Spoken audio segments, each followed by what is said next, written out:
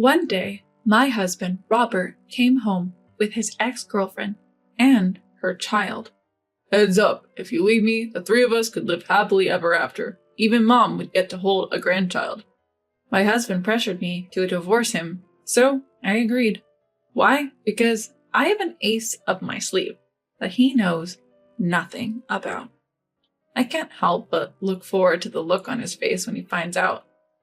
The anticipation is just too thrilling. My name is Amelia. I'm 35 years old. I've been married to Robert, who is 5 years my junior, for 3 years now. We don't have any kids yet.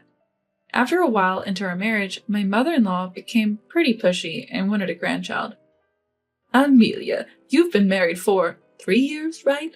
When will I see a grandkid? How much longer do you want to keep me waiting?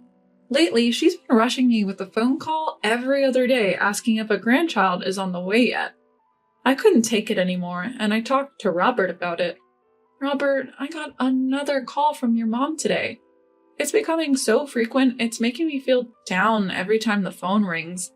Don't worry about it. We agreed to have kids at our own pace. Robert reassures me, but I still feel uneasy. We're not on bad terms as a couple, so it's not impossible for us to have a child. Could it be that one of us has fertility issues? Just when I started thinking about that, my mother-in-law suggested we should get a fertility test. Hey, Robert, your mom suggested we get a fertility test today. I think I want to take it. There's no need. We'll have a baby when it's time. Then you go ahead and tell her that. I couldn't help but raise my voice at Robert. He doesn't seem worried about not having a child. And when it comes to his mom, he doesn't seem worried about not having a child. And when it comes to his mom, he thinks it's best to ignore her. It's me who's left feeling miserable. Doubting Robert's reliability, I decided to go for a fertility test without telling him. If the issue is with me, I want to tackle it sooner rather than later. Plus, I'm older than Robert, so the pressure is really on. To cut to the chase, my test results were fine, so maybe the issue is on Robert's end. So, Robert, about that fertility test we talked about the other day? When I bring it up, Robert doesn't even try to hide his irritation. Really? This again? Haven't I told you I'm sick of hearing baby, baby? Makes me not even want to try for a kid. Let's drop it, okay? Robert shuts down, not willing to hear me out. All I wanted to do was share the test results. Why is he so angry? I don't want this tension hanging over our relationship. Ultimately, I decided to keep the test results from Robert. Ignoring my feelings, my mother-in-law calls. Amelia, what's happening with having kids? I hate to say it, but at your age, your window is closing fast. Could it be your age that's the problem? I wanted to say I'm not the issue, but that would mean indirectly pointing the finger at Robert. That would surely get back to him. So I hold my tongue enduring her remarks. Even Robert knows I'm looking forward to grandchildren, so why did he marry an older woman who can't have kids? My mother-in-law, convinced I'm the problem, won't stop nagging. Her complaints are now seeping into Robert as well. Robert, can you please tell your mother to stop talking about babies? It hurts to be talked about like that when I want kids too. Not only has mother-in-law been bad-mouthing me, but now even Robert is starting to blame me.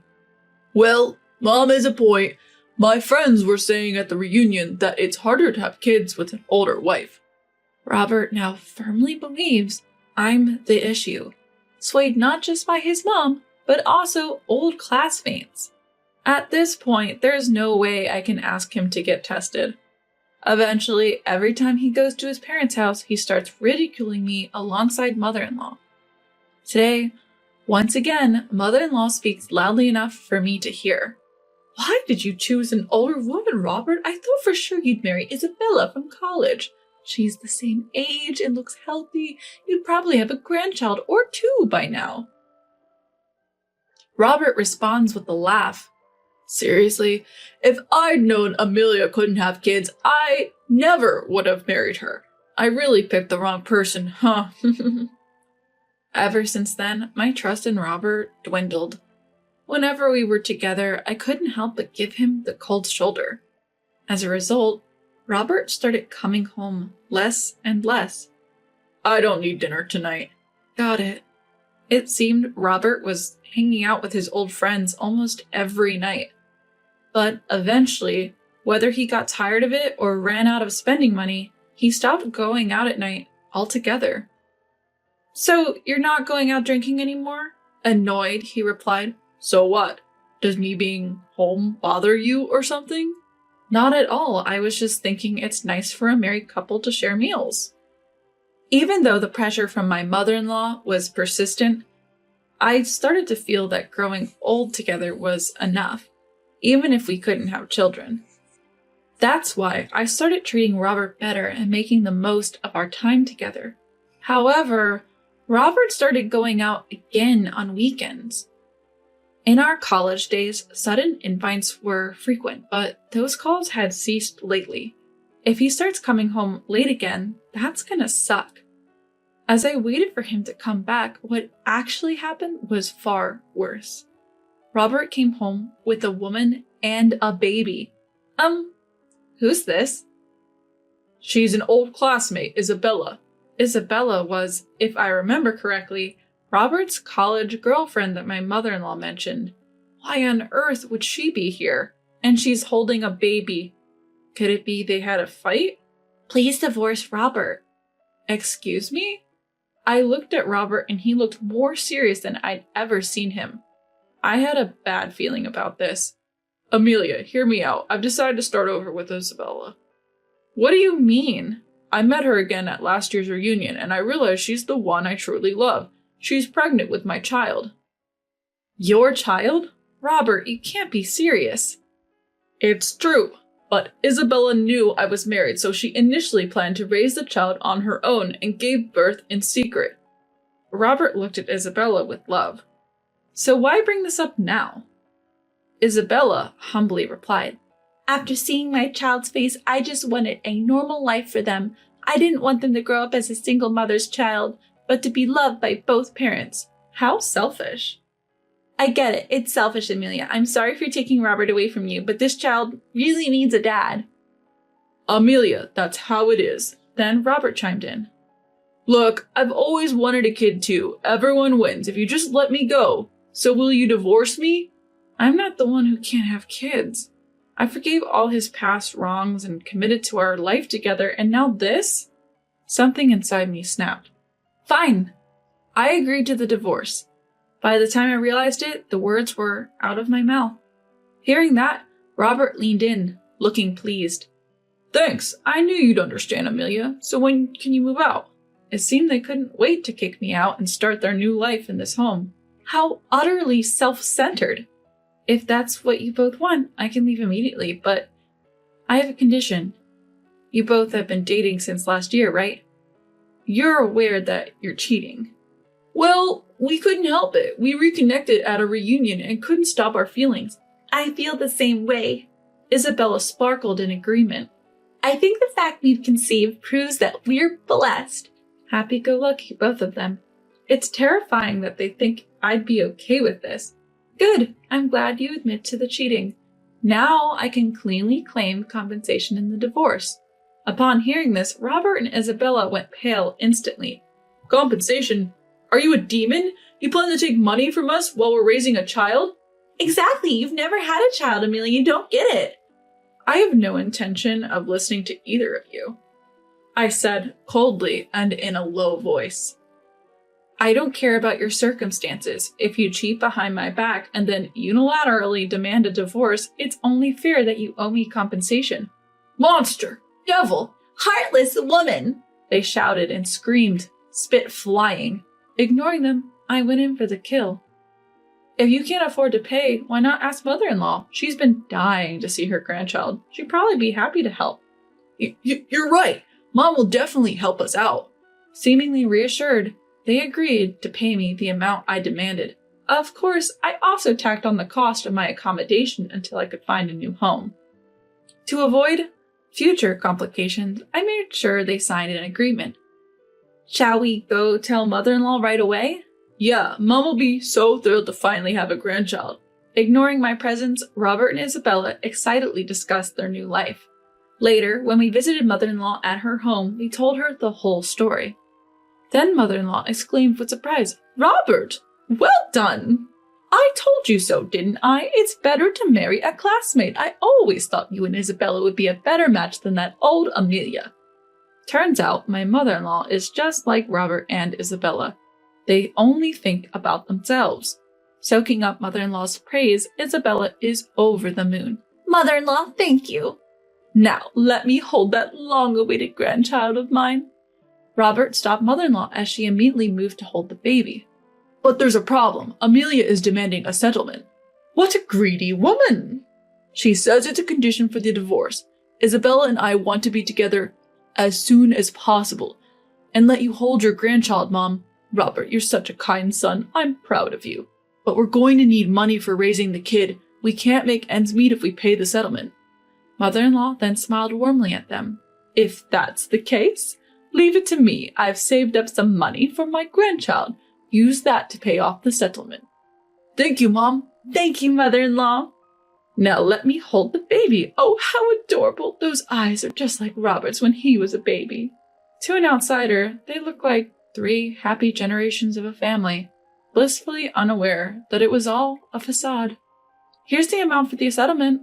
Oh, and let me give you this as well." When I showed the document, mother-in-law instantly frowned. "What's this?" "These are the results of my fertility test. I thought you all should know the truth." I showed everyone the test results. "No problems. Then why haven't you had children yet?" Smiling widely, I answered mother-in-law's astonishment. "Could it be because the issue was with Robert?" "What are you talking about? He clearly can have kids, right, Isabella?" Yes?" Isabella was visibly flustered. For the clueless people, I gave another hint.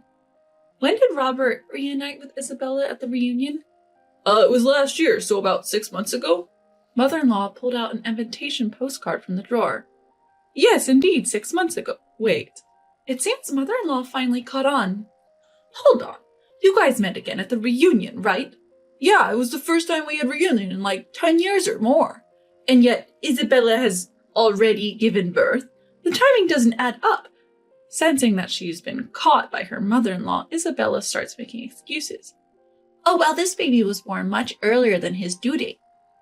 "How many months old did you say he is?" To mother-in-law's question, Robert proudly responds, "He's just 1 month old. He's going to get cuter and cuter." Then mother-in-law says with a stern face, "So that means he was in Isabella's belly for less than 5 months?" "What? Isn't that how pregnancy works?"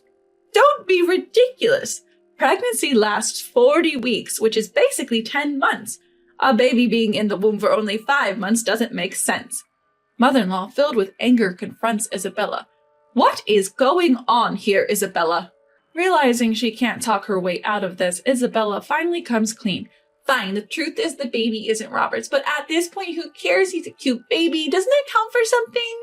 Hearing this, mother-in-law shouts at Isabella, "Don't joke around. What I want is Robert's child, my own flesh and blood. I will never accept a child from some stranger." Robert seems to finally grasp the situation. "Isabella, you lied to me? You said we were soulmates, that God gave us this baby." Enough of this. I'll tell you the real story." Isabella starts to speak her mind. "This child is from my ex-boyfriend, the one after Robert, but he was a terrible man and disappeared as soon as he found out I was pregnant. That's why I was looking for a new dad for him at our reunion." "You're kidding." "And you, Robert, fell right into my trap. I thought I was lucky, but who knew you'd be infertile and make things this complicated?" Annoyed, Isabella stands up, holding her baby, ready to leave. "I should have picked a different guy. Alimony sounds complicated, and you've got an annoying mother-in-law.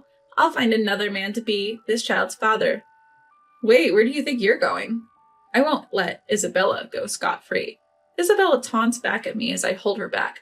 "What? If I break up with Robert, then I'm not involved anymore, right? Just go on with your life, or maybe you two should just reconcile quickly." It's too late for that. Because of you, I have no intention of reconciling with Robert. You stole another woman's husband. You'll have to pay the price. The price? I thought Robert's loving, kind mother would cover the alimony. Do you want more money or something?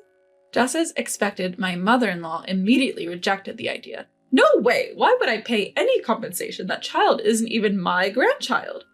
Even Robert and Isabella started to panic. Mom, you said earlier you'd help us. Yeah, Auntie, you said you had savings. My savings are for my grandchildren, not some random kid. You two better figure this out yourselves. I can't afford to pay $10,000 or $30,000. Too bad. I've got a signed agreement. Then Robert tried to sweet-talk me. Look, Amelia, we've been doing just fine without kids. Can't we just start over? I already told you, I have no intention of starting over with you. If you fail to pay, I'll take legal action. You can't be serious. We've been doing well so far. Who ruined that? You did. Before I knew it, I was yelling at Robert. I thought even if we couldn't have kids, we'd still be happy together. But you listened to your mom, cheat on me, and the kid isn't even yours? You're pathetic. Then can't we just be happy from now on? Shut up! I will never get back together with you. Go live your life with your dear mother. You and I are now strangers. Amelia, you can't be serious. Ignoring his pleas, I left Robert's family home. I'll never come back here. I quickly packed up my things and moved out. Robert doesn't know where I'm going, so I'll never have to see his face again. Soon enough, I started a new life in a rented apartment. Maybe it was the mention of legal action, but Robert and Isabella did end up paying the compensation. I didn't have to worry about money. I have no idea what became of them. The payments came from separate accounts, so they must have broken up. As for whether Robert remarried, I don't know, but it's certain he still has no kids. His mother will likely never hold a grandchild or use her savings. It does make me feel a bit sad for her. A year after leaving Robert, I was proposed to by a coworker. We now have 2 children, and our family of 4 is happily living life. From here on out, I plan to fully enjoy this newfound happiness with my family.